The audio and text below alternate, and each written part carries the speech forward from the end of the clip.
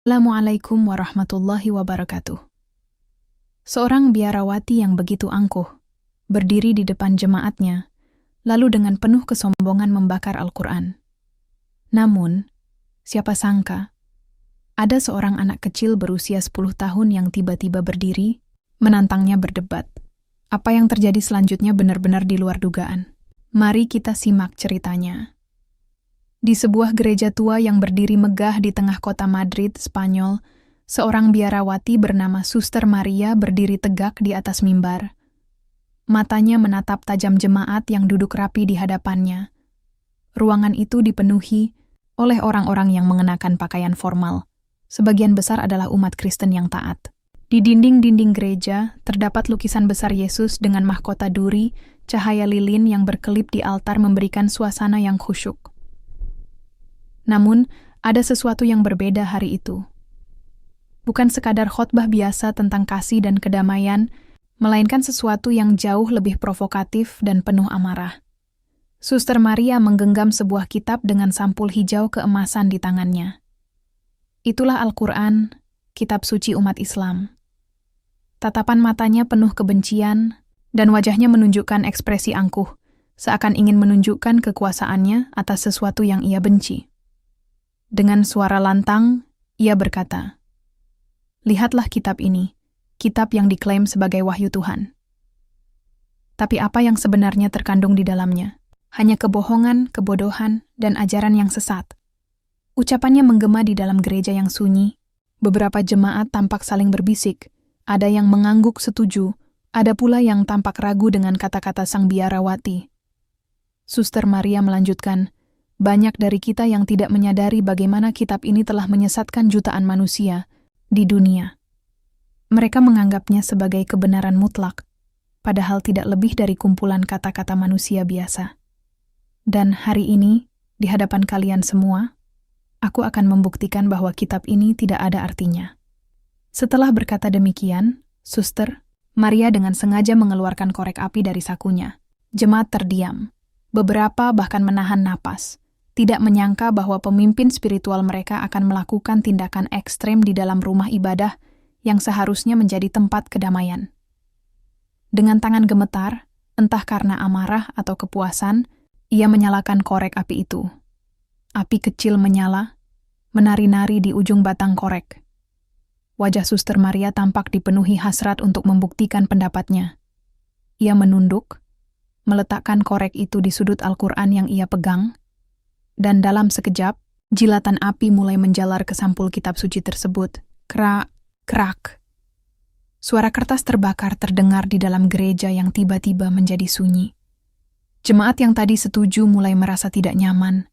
Mereka hanya bisa menonton dalam diam. Tak ada yang berani menghentikannya.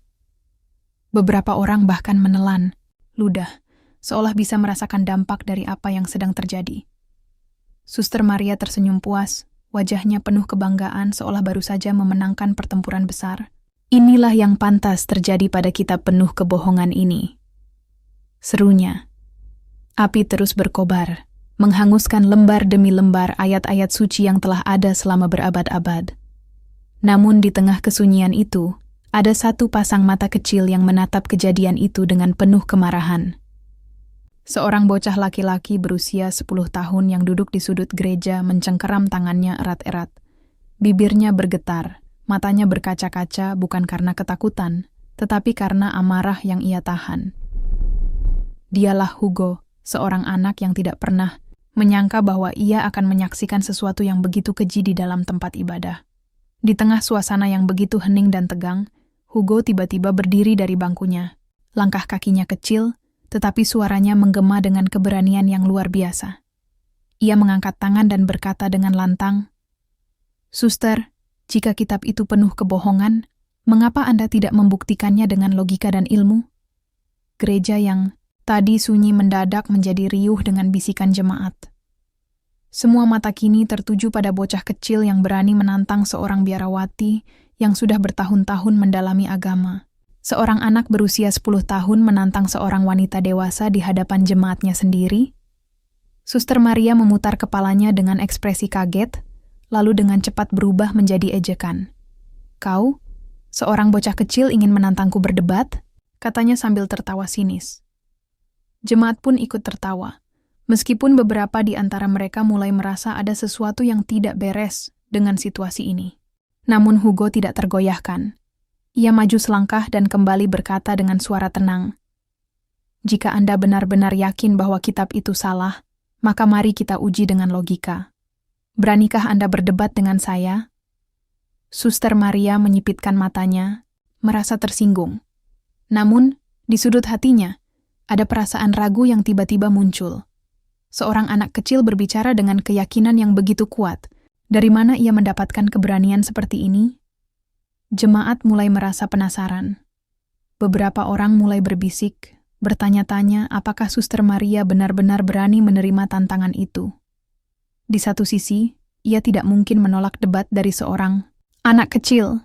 Itu akan mempermalukannya di hadapan jemaatnya sendiri. Namun di sisi lain, ada sesuatu yang aneh dari bocah ini. Apakah dia benar-benar memahami agama? Apakah dia hanya berbicara tanpa dasar? Setelah beberapa saat hening, Suster Maria mengangkat dagunya dengan angkuh dan berkata, "Baiklah Hugo, jika kau ingin berdebat, mari kita mulai. Tapi ingat, jangan menangis jika kau kalah." Jemaat tertawa mendengar ejekan itu. Namun Hugo hanya tersenyum. Ia tidak takut. Ia tahu bahwa kebenaran tidak bisa dikalahkan oleh kesombongan. Dan dengan itu, perdebatan luar biasa antara seorang biarawati yang penuh kebencian dan seorang bocah kecil berusia 10 tahun pun dimulai. Jemaat kini duduk lebih tegak. Semua orang menanti bagaimana perdebatan ini akan berlangsung. Ada yang menatap Hugo dengan remeh, menganggapnya hanya bocah kecil yang terlalu percaya diri. Tapi ada juga yang mulai merasa penasaran, karena keberanian seperti ini jarang muncul dari seorang anak seusianya. Suster Maria melipat tangannya di depan dada dan berkata dengan percaya diri, "Baiklah, Hugo.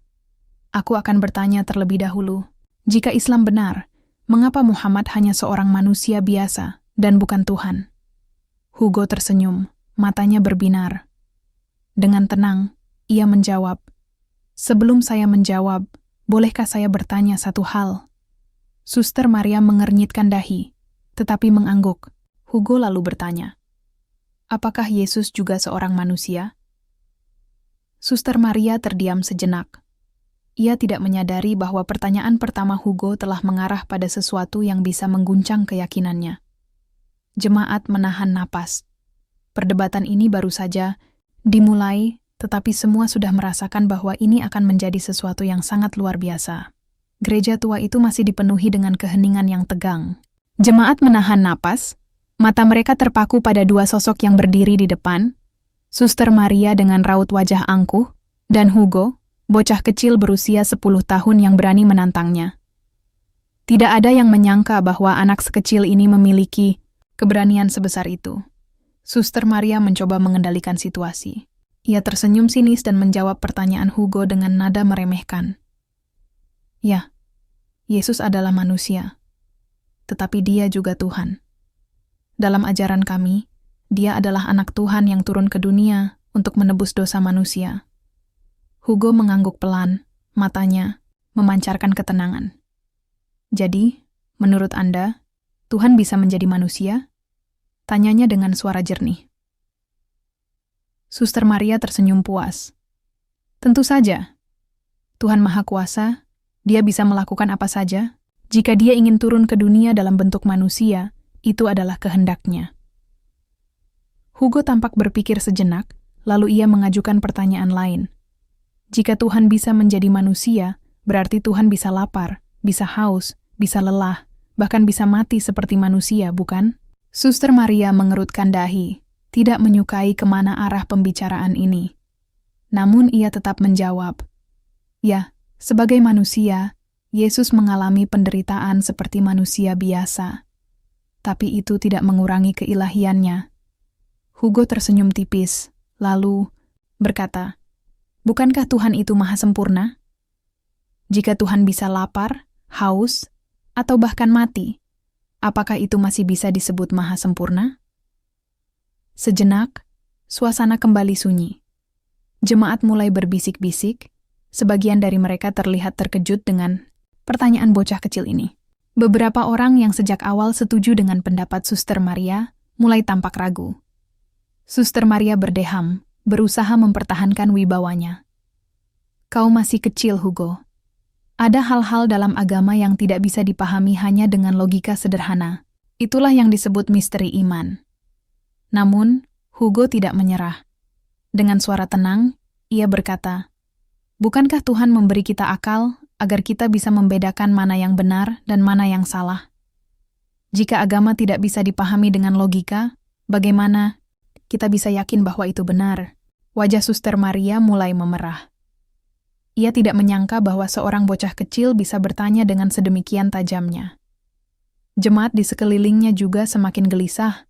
Beberapa dari mereka bahkan mulai menunjukkan ekspresi kebingungan.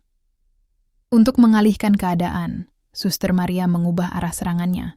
Dengan nada penuh percaya diri, ia berkata, "Kalau begitu, izinkan aku bertanya, Hugo. Jika Tuhan itu satu, seperti yang diajarkan dalam Islam, mengapa dia tidak memperlihatkan dirinya kepada manusia?" Hugo tersenyum. "Apakah Anda percaya bahwa angin itu ada?" tanyanya. Suster Maria terkejut dengan pertanyaan itu. "Tentu saja," jawabnya cepat. "Tapi, apakah Anda pernah melihat angin?" Hugo melanjutkan. Suster Maria terdiam sejenak. Jemaat mulai mengerti arah pertanyaan bocah kecil itu. "Kita tidak bisa melihat angin, tapi kita bisa merasakannya. Kita bisa melihat efeknya ketika daun bergoyang, ketika udara menyentuh kulit kita." Hugo menjelaskan dengan sabar. Begitu pula dengan Tuhan. Kita tidak bisa melihatnya secara langsung, tapi kita bisa merasakan keberadaannya melalui ciptaannya, melalui keajaiban yang ada di dunia ini. Jemaat semakin terdiam. Mereka mulai menyadari bahwa jawaban anak kecil ini bukan sekadar omong kosong. Ada logika yang kuat di balik kata-katanya. Suster Maria mencoba menahan diri, tetapi kali ini ia benar-benar mulai kehilangan kendali. Ia menggigit bibirnya, matanya melirik ke jemaat yang kini mulai mempertanyakan banyak hal. Suster Maria menghela napas panjang. Ia tahu bahwa ia harus segera mengembalikan situasi ke tangannya. Dengan nada tinggi, ia berkata, "Baik, Hugo. Jika Islam itu benar, mengapa Al-Quran bertentangan dengan sains? Mengapa kitab kalian mengatakan bahwa matahari terbenam di lumpur?" Hugo tersenyum lagi. Ia telah mengantisipasi pertanyaan ini. "Suster, apakah Anda sudah membaca ayat itu secara lengkap?" tanyanya. Suster Maria mengerutkan dahi. "Aku hanya tahu bahwa itu disebutkan dalam Al-Quran." Hugo mengangguk. "Baik, mari kita lihat. Dalam surat Al-Kahfi ayat 86, dikatakan bahwa ketika Zulkarnain mencapai tempat matahari terbenam, dia melihat matahari terbenam di dalam mata air berlumpur. Tapi apakah Anda tahu bahwa ini adalah sudut pandang Zulkarnain?" Suster Maria terdiam. Bayangkan Anda berdiri di pantai. Ketika matahari terbenam, apakah Anda melihatnya tenggelam di laut? Hugo bertanya. Jemaat mulai mengangguk-angguk. Mereka semua pernah melihat matahari seolah tenggelam di laut saat senja. Tapi apakah matahari benar-benar masuk ke dalam laut? Hugo melanjutkan. Beberapa jemaat mulai berbisik. Mereka mulai memahami bahwa ayat tersebut tidak mengatakan matahari benar-benar tenggelam dalam lumpur, melainkan menggambarkan apa yang dilihat oleh Zulkarnain. Suster Maria merasa kehilangan kata-kata. Hugo baru saja menjawab pertanyaannya dengan cara yang tidak bisa dibantah. Jemaat mulai merasa bahwa bocah kecil ini bukanlah anak biasa. Ia tidak hanya memiliki keberanian, tetapi juga memiliki pengetahuan yang dalam. Suster Maria mencoba mencari celah lain. Dengan suara yang mulai melemah, ia berkata, "Tapi bagaimana mungkin Muhammad seorang nabi? Bukankah dia hanya manusia biasa tanpa mukjizat?" Hugo menatapnya dengan tatapan penuh keyakinan. "Apakah Anda tahu bahwa mukjizat terbesar Nabi Muhammad adalah Al-Quran itu sendiri?" Suster Maria terdiam. Muhammad adalah seorang yang buta huruf. Bagaimana mungkin seorang yang tidak bisa membaca dan menulis bisa mengungkapkan ayat-ayat yang begitu luar biasa dalam hal bahasa, ilmu pengetahuan, dan hukum? Jemaat mulai tampak berpikir. Beberapa dari mereka terlihat saling menatap, seolah baru pertama kali mereka mendengar penjelasan ini. Dan yang lebih luar biasa, lanjut Hugo, Al-Quran telah membuktikan kebenarannya berkali-kali dalam sains modern. Apakah kitab lain bisa melakukan hal yang sama? Suster Maria tidak lagi mampu menjawab. Ia menunduk. Air mata mulai menggenang di matanya. Jemaat tidak lagi tertawa. Mereka tidak lagi mengejek Hugo. Sebaliknya, mereka melihat anak kecil ini dengan kekaguman. Suster Maria menggigit bibirnya. Untuk pertama kalinya dalam hidupnya, ia merasa kalah dalam debat. Tetapi bukan hanya kalah dalam argumen, ia merasa kalah dalam keyakinan. Air matanya mulai jatuh. Dengan suara bergetar ia bertanya, "Apa yang harus aku lakukan?" Hugo menatapnya dengan lembut. "Carilah kebenaran dengan hati yang jujur. Jika Islam benar, Allah pasti membimbingmu." Hari itu, di dalam gereja tua di Madrid, seorang biarawati menangis karena hidayah. Suster Maria terduduk di bangku kayu tua di dalam gereja. Napasnya tersengal-sengal seolah baru saja melewati badai yang dahsyat. Jemaat masih terdiam. Sebagian dari mereka tampak gelisah. Sebagian lagi terpaku pada sosok kecil bernama Hugo yang baru saja mengguncang iman pemimpin mereka dengan logika dan kebenaran. Suster Maria menatap tangan gemetarannya. Air mata mulai mengalir di pipinya. Selama ini, ia selalu merasa bahwa ia berada di jalan yang benar. Ia mempelajari teologi selama bertahun-tahun, mengabdikan hidupnya dalam pelayanan gereja, dan berdiri di atas keyakinan bahwa agamanya adalah yang paling benar. Tetapi hari ini, hanya dalam hitungan menit, seorang bocah 10 tahun membuatnya mempertanyakan segala sesuatu yang selama ini ia percayai. Ia menatap Hugo dengan mata yang penuh kebingungan. "Bagaimana mungkin seorang anak sepertimu memiliki pengetahuan seperti ini?" Suaranya bergetar, penuh emosi. Hugo tersenyum lembut, tetapi di balik senyum itu ada ketegasan yang tak tergoyahkan. "Kebenaran tidak mengenal usia, suster. Allah memberikan akal kepada setiap manusia agar mereka bisa mencarinya. Saya hanya belajar dari Al-Quran dan hadis, serta berpikir dengan logika yang jernih. Jika sesuatu itu benar, maka ia akan tetap benar meskipun seluruh dunia menolaknya. Dan jika sesuatu itu salah, maka ia akan tetap salah meskipun seluruh dunia mengimaninya." Jawaban itu menghantam hati Suster Maria seperti petir di siang bolong. Ia menundukkan kepalanya. Perasaan bimbang mulai memenuhi dadanya. Jemaat yang awalnya mendukung tindakannya kini mulai meragukannya. Ada yang terlihat menyesal karena tertawa ketika Hugo berbicara. Ada pula yang mulai mempertanyakan apakah mereka telah berada di jalan yang benar. Salah satu jemaat, seorang pria tua dengan rambut memutih, tiba-tiba angkat bicara. "Suster, apakah yang dikatakan anak ini ada benarnya?" Suster Maria menelan ludah, tak tahu harus menjawab apa. Malam itu, Suster Maria tidak bisa tidur. Ia terduduk di dalam kamarnya yang sederhana di belakang gereja. Cahaya lilin menerangi wajahnya yang tampak lelah dan penuh kegelisahan. Hatinya berperang antara mempertahankan keyakinan lamanya atau menerima kebenaran yang baru saja ia temui. Di mejanya tergeletak 2 kitab suci. Satu adalah Alkitab yang telah ia baca sejak kecil, dan yang lain adalah sebuah Al-Quran yang ia temukan tersisa dari insiden pembakaran tadi siang.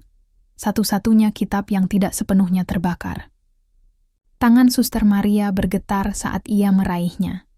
Dengan hati-hati, ia membuka halaman pertama. Matanya mulai membaca dalam hati. Dengan menyebut nama Allah yang Maha Pengasih, Maha Penyayang. Ia merasakan sesuatu yang aneh dalam hatinya.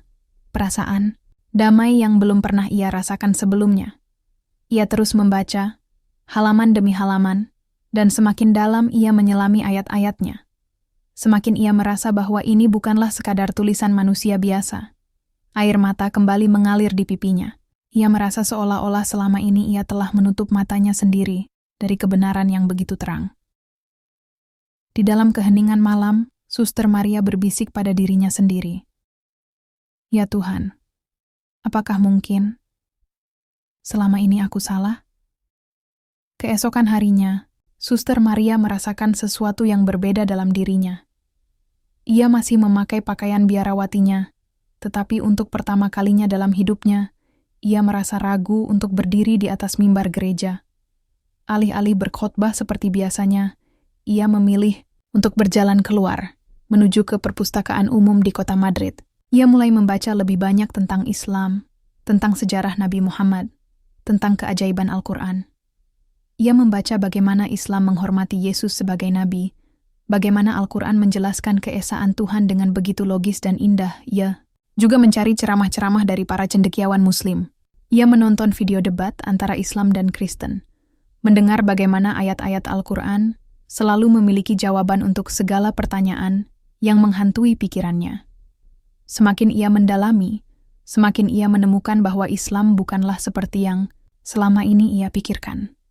Itu bukanlah agama yang penuh kebencian, bukanlah agama yang menganjurkan kekerasan, melainkan sebuah ajaran yang penuh dengan ilmu, kasih sayang, dan keadilan. Beberapa hari kemudian, ia mengambil keputusan besar. Ia kembali ke gereja, tetapi bukan untuk berkhotbah. Ia ingin menemui seseorang, Hugo. Saat melihat Hugo di luar gereja, Suster Maria berjalan mendekatinya dengan langkah yang lebih tenang dari sebelumnya. Bocah kecil itu sedang duduk di taman, membaca sebuah buku. Ketika ia menyadari kehadiran Suster Maria, Hugo tersenyum lembut. "Suster, ada yang bisa saya bantu?" Tanyanya dengan nada ramah. Suster Maria menarik napas dalam-dalam, lalu berkata dengan suara yang penuh kejujuran, "Aku ingin berterima kasih." Hugo mengangkat alisnya. "Berterima kasih? Untuk apa?" "Untuk membuka pikiranku. Aku telah menghabiskan hidupku dengan membenci sesuatu yang bahkan tidak aku pahami. Aku percaya pada propaganda, pada kebohongan yang dibuat untuk menjauhkan manusia dari kebenaran. Tapi ketika kau berbicara hari itu, aku sadar bahwa aku belum pernah benar-benar mencari kebenaran dengan hati yang terbuka." Hugo tetap diam, mendengarkan dengan penuh perhatian. Suster Maria menatapnya dalam-dalam dan berkata dengan suara bergetar, "Aku ingin tahu lebih banyak, Hugo. Aku ingin belajar lebih dalam tentang Islam. Maukah kau membantuku?" Bocah kecil itu tersenyum lebar, dan dengan lembut ia berkata, "Tentu, suster. Kebenaran selalu terbuka bagi siapa saja yang mencarinya dengan hati yang ikhlas." Beberapa bulan berlalu. Suster Maria bukan lagi seorang biarawati.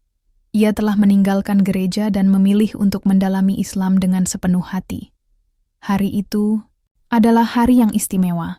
Di dalam sebuah masjid kecil di Madrid, ia duduk dengan pakaian sederhana, dikelilingi oleh beberapa orang yang tersenyum hangat padanya. Di sampingnya, berdiri seorang anak kecil yang telah mengubah hidupnya selamanya. Hugo, don imam masjid, berdiri di depannya, dan dengan suara yang tenang ia berkata, "Ucapkanlah 2 kalimat syahadat." Suster Maria menarik napas dalam-dalam. Air mata kebahagiaan mengalir di pipinya.